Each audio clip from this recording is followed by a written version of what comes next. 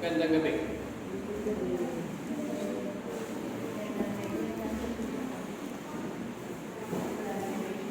Masarap magpagod, ano?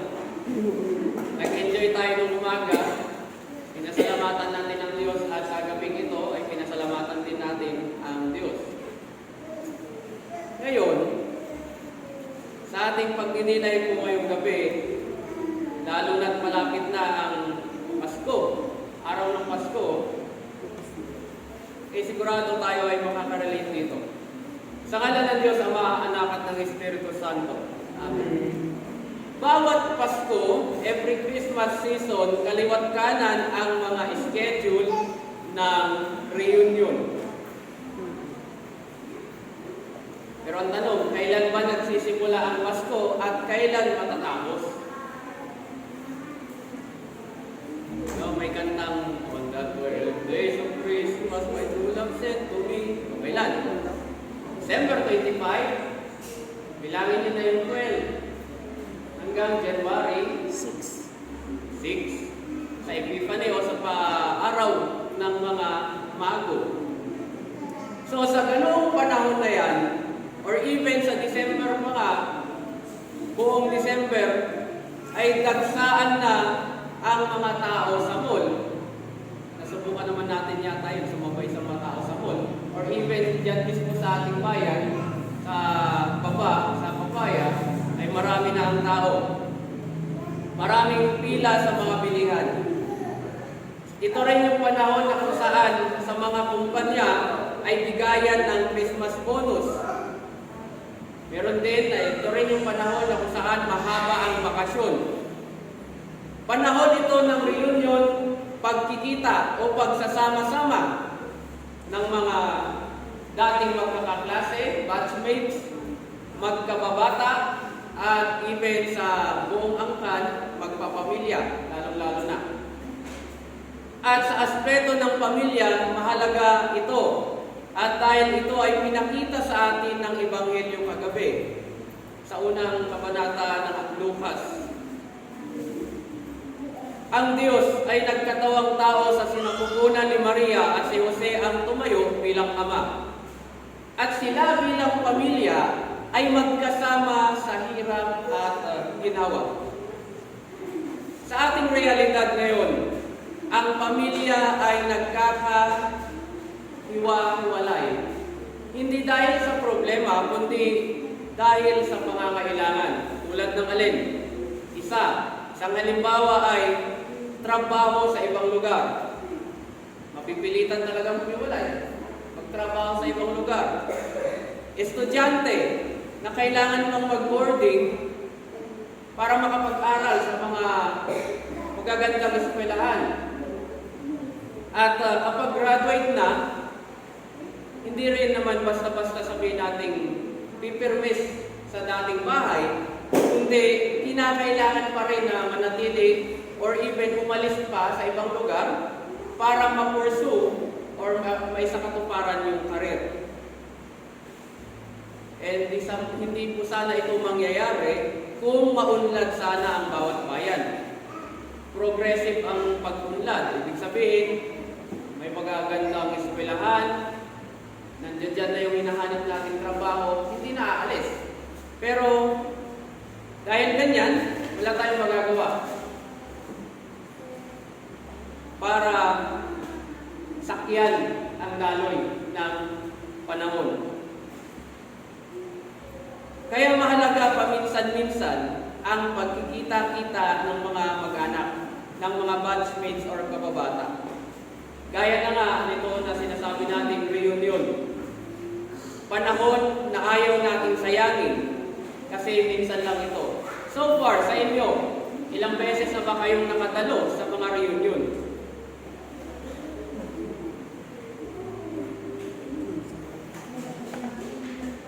Mukhang wala pa. Minsan nakakatalo kayo, di ba?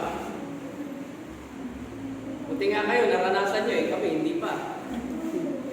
Ako pala, sa site namin, sa Bumatay nyo sa site namin, hindi pa. Pero sa kanila, dun lang ako nakaranas ng reunion.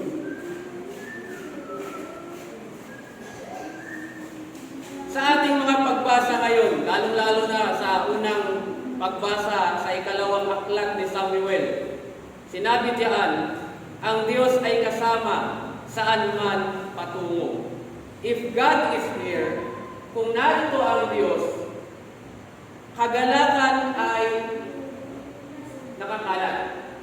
Kung nasa iyo ang Diyos, ang kagalakan ay nasa sa iyo. Pareho din ito sa ating gospel dahil si Maria ay bumisita sa kanyang pinsang na si Elizabeth. Masayang-masaya silang dalawa dahil si Jesus ay nasa kanilang piling. Paano nasa piling? Di ba nung nagkita silang dalawa, si Jesus ay nasa diyan, sinapupunan pa. Kaya literal, nandun siya sa gitna nilang dalawa. Si Jesus o ang Diyos ay nasa kanilang piling. Ramdam nila ang presensya ng Diyos. Kaya kung sa mga panahon ng reunions or pagkikita-kita, nare-recognize natin ang presensya ng Diyos sa bawat isa. Dahil kapag nare-recognize po natin ito, ibang-iba ang kagalakan, kasiyahan ng bawat isa. Dahil ang Diyos ay nasa sa atin. Ulitin ko, if only we recognize God in us. Pero kapag hindi, baka ang reunion ay maantala, ma-reschedule hanggang sa magkatamaran na, hindi na matuloy. Bakit? Karaniwan kasi kapag dating ng panahon ng mag-schedule na ng reunion, hindi pa nasasagot ang tanong kailan ang magre-reunion ba tayo? Di ba? Yun naman ang tanong eh. Hindi pa nasasagot yung tanong, may panibagong tanong na sumunod. Saan magre-reunion? Sino ang mag-host? Di ba? Sino ang magpapalarong pamilya? May parapol ba? Ayan. Sa hirap ng buhay natin ngayon, nade-delay hanggang sa wala na. Sayang. Hindi kaya, sa tingin natin ba, siguro pwede naman na kapag sinabing reunion ay pwedeng simpleng salo-salo na lang. Tulad ng ginawa natin kanina, toka-toka. Kasi ang nagpapasarap naman sa isang reunion ay ang kwentuhan ng karanasan na ang Diyos ay nandyan. Karanasan na kung pangit man ito o maganda, nandyan pa rin ang Diyos na gumagabay o umaalalay sa iyo. Sa mga ganitong kwentuhan, masaya at masarap sa feeling ng nagkukwento at nakikinig. And thus we remember Jesus' words. Kung may 2 o 3 nagkakatipon sa ngalan ko, ako ay nariyan sa kanila. When 2 or 3 are gathered in my name, I will be in the midst of them. Kung nasa atin si Kristo, hindi mahirap ang magpakumbaba. Tama? Sa totoo lang, pagdating ng mga reunion or iba pang mga scheduled na kita-kita, madalas na sumisira sa isang pagkikita o reunion ay yung mga tao matataas na akala mo sila ang may birthday. Sila yung bida sa panahon na yan. Nangyayari ito hindi lang sa dating magkaklase, magkababata, at nangyayari ito even sa buong mag-anak sa isang angkan.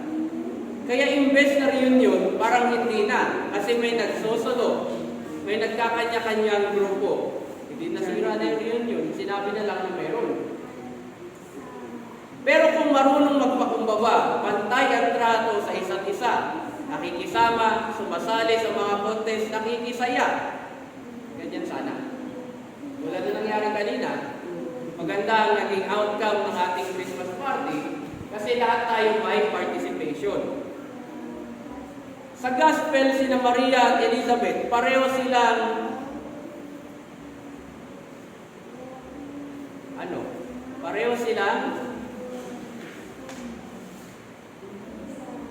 buntis, tapos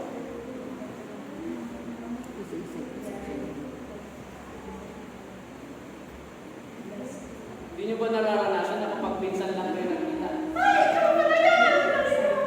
Di ba? Masayang-masaya.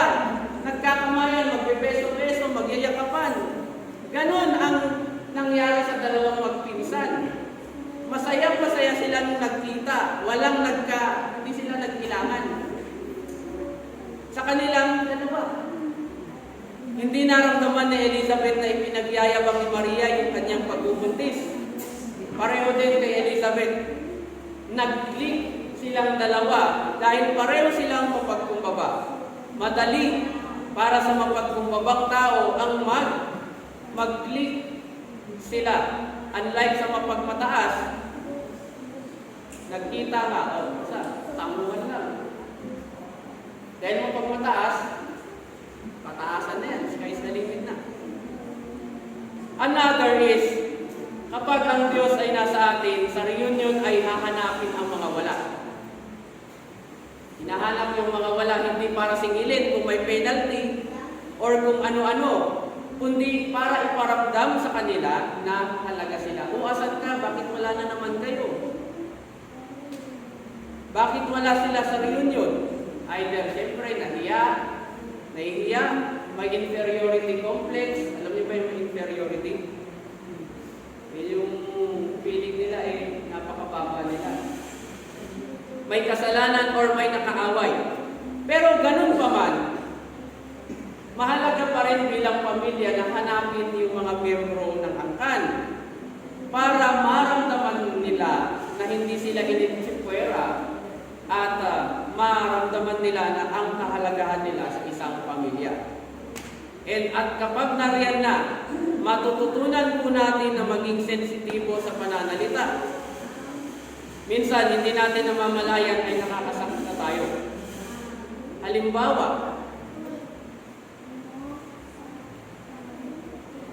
sa isang pamilya may tanong, ay ito ba yung anak mo? Ito ba yung pamangkin mo? Graduate ka na ba? Yan. Bakit wala ka pang trabaho? Mga simpleng ganyan. Hindi natin alam kung nag-a-apply ba sila or hindi natin alam kung bakit, ano yung nagpapadelay, nagpapatagal sa kanila. Meron pa, ilang taon ka na? Bakit wala ka pang asawa? Pati pa naman yung pinapakialaman, di ba? Baka mapag-iwanan ka na. Yan. At ito pa yung minsan mas nakaka-insulto. Kung ilang taon na kayong mag-asawa, wala pa kayong anak. Okay. So mga sa atin, may ang tawag dito, magkakakilala na. Lumalabas na normal na ito. Pero habang tumatagal, mapapansin natin, nag-iiba ang panahon. Kaya minsan, makikita natin na nag-iiba rin yung taste, yung pagtanggap ng tao na nakarinig dun. Yung mga simpleng komento, tulad yan ay dahilan para hindi na sila magparamdam or umattend sa reunion or sa isang malaking pagkikita-kita. Kaya sana maging maingat din tayo sa mga salitang binibitawan natin. At kung tayo naman yung nasaktan sa mga komento naman nila, kailangan naman natin pahabain ang ating pasensya. Baka hindi niya lang talaga sinasadya. Yun na lang iyan natin. Pagpasa Diyos na natin, hindi niya lang sinasadya yun.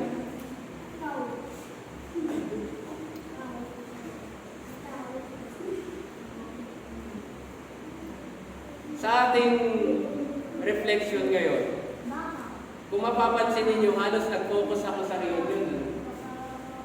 Pero wag lang sana tayo mag-focus doon sa reunion. Mag-focus po tayo doon sa importansya o kahalagahan ng pagsasama, lalo na sa pamilya natin.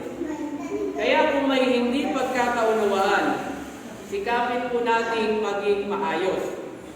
Matuto tayong magpatawaran sa isa't isa. Kasi ayaw man natin o sa gusto, dadating at dadating ang panahon na kinakailangan talaga nating i-schedule ang pagkikita-kita bilang isang pamilya sa bawat taon. Now, imagine na lang natin sa atin dito. May mga anak tayong nasa poder pa natin, pamangkin. Ngayon, imagine na lang natin na dadating yung panahon na sila rin magkakaroon na rin ng pamilya, i-schedule na lang ang pagkikita-kita. At sa bawat taon na yan, hindi rin tayo sigurado kung darating pa ba yan o kung may darating pa na taon, na panahon sa isang tao. Kaya bago ang reunion na yan,